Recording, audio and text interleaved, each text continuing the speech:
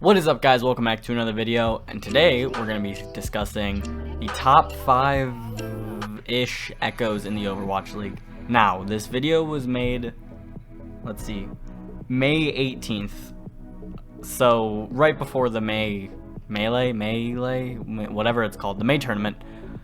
So, if these predictions and or my list is not as relevant in the future, that is because I am making it again, May 18th. So we'll have to see if this list carries through, if some people become better, if some become worse, or we just see new Echoes. That being said, we're going to start off with the list at number 5. I'm going to throw in 5 and 6 because I think number 5 place is kind of tied right now.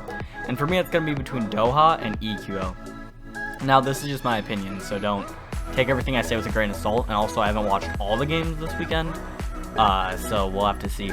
But here's why I put Doha and EQO, because I think Doha might be the better Echo, but EQO looks better because he has a better team built around him. Now, I don't think Dallas is that bad. My prediction was off about them this weekend, but I don't think they're a bad team. But Philadelphia Fusion is a lot better, which gives EQO the chance to pop off more and look better, you know what I mean? But I think when it comes to just pure, like, Ekko's skill, I think Doha 1 is really flexible. Not saying that EQO isn't flexible, he definitely is, but Doha is like, he can switch into anything, and I feel like his off roles are probably better. I think EQO might be better at support, but Doha's probably better at tank. And on top of that, I think that Doha might just be slightly more mechanically skilled on Ekko, but I do think that it's hard to tell, again, with the Philly backing up EQO, but those two are definitely going to be either 5 or 6, like I said. They're interchangeable.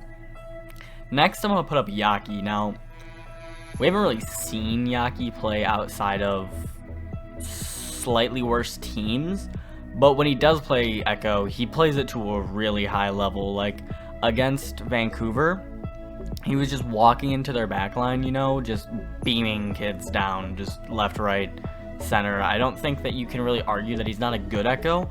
You could definitely argue that he's not top 5, but like I said, this list is kind of controversial, and it's coming from a time right now in Overwatch League where we're not really sure about the Echoes so far. So I definitely have to give it to Yaqui, though. His Ekko play's been insane. His duplicate timings and his duplicate targets aren't insanely well, but he plays it pretty standard. But his aggressiveness on the hero, when he goes for flanks and off angles and stuff, and stickies and all that.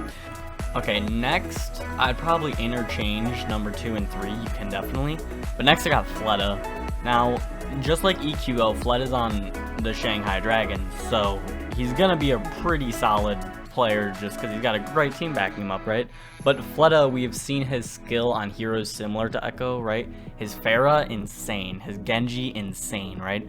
Letta's really good at a lot of heroes, which transfers over to Ekko. I think, honestly, probably the biggest thing is, like, his duplicates are questionable, but other than that, Ekko mechanically will just clean people up, right? I think his focus beam usage is honestly, like, a really big one, because I noticed that he started it up before they were at half, drops them to half, like, him and his team drop them to half, and then he goes in with it, right? It's a really good communication from him and the Shanghai Dragons, which, like I said, Shanghai's a really good team, so playing around them, it'll make you look better. But just doing that as a tactic is good. Also, just mechanically, I mean, all these players are obviously mechanically gifted. I feel like I've said that for every one of the players so far. But he's been popping off on it. It's a hero that definitely fits his playstyle, and I think he's been really good on it. Okay, next on my list, I have Rascal. Like I said, I think Rascal and Letta are pretty close, but I think Rascal's duplicate is what sends him over the edge above Letta.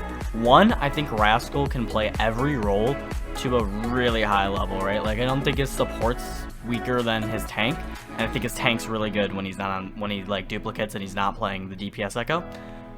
But the big thing also is when he is playing the DPS Ekko, he plays it really safe, and because he plays it so safe, I think he's able to pop off.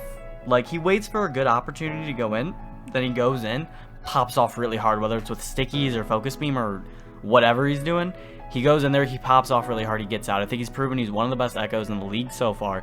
He's got San Fran, which, again, another good team. You'll notice most of these top players have really good teams built around them. That's because there's follow-up needed with Ekko, especially to get focus beam out or to finish off sticky targets, stuff like that.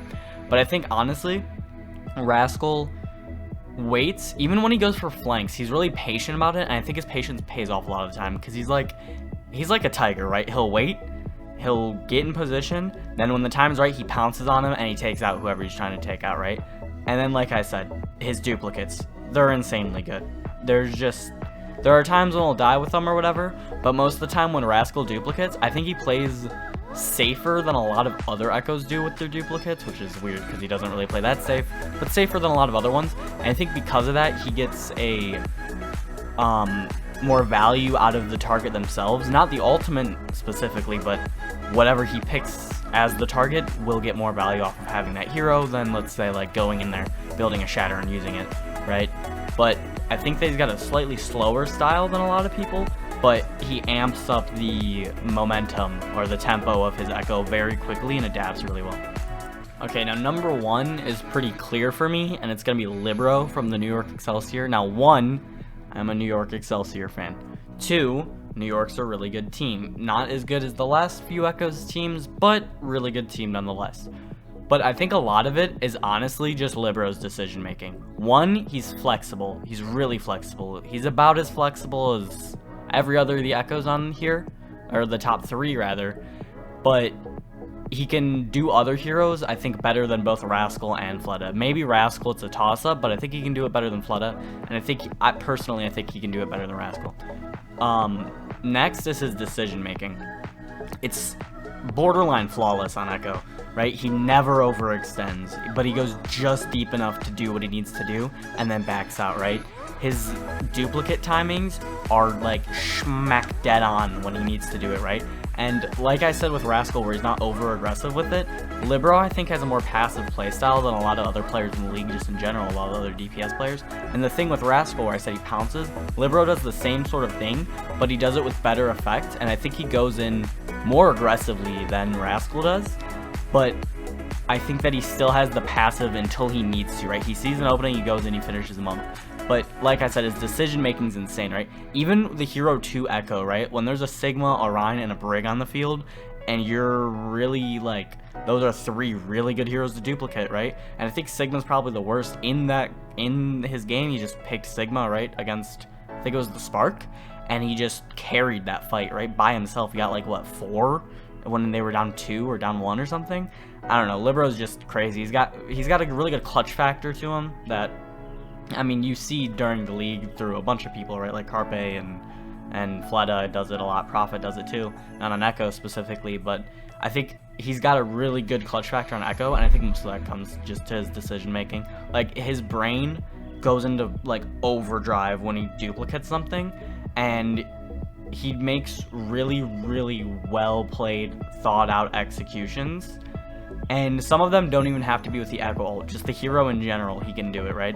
And he's not afraid to switch out to his off role, right? Like tank, Libero's a good tank. I don't want to say he's like good in terms of you would run him on tank at the Overwatch League, but when you're duplicating a tank and you need it for just that fight, Libero's there for it, right? He can play, I mean, he played Brig during GOATS, didn't he, right? You can copy a Brig, there you go. You're not really trying to copy any other support, so that's fine, right? And DPS, Libero's got one of the biggest hero pools in the league. I thought Libero was kind of on a, like, decline this season and, like, the last season a little bit too, but that was GOATS. But after Ekko came out, boom, he shot up to the top for me, at least immediately when I saw him this weekend. Just insane. Really good job to Libero. And I'm an NOIXL fanboy, so what are you gonna do? But that was my video for the top 6 Ekkos. Tell me what your list is, and tell me if you agree that Libero's the best Ekko in the world currently, is what I think.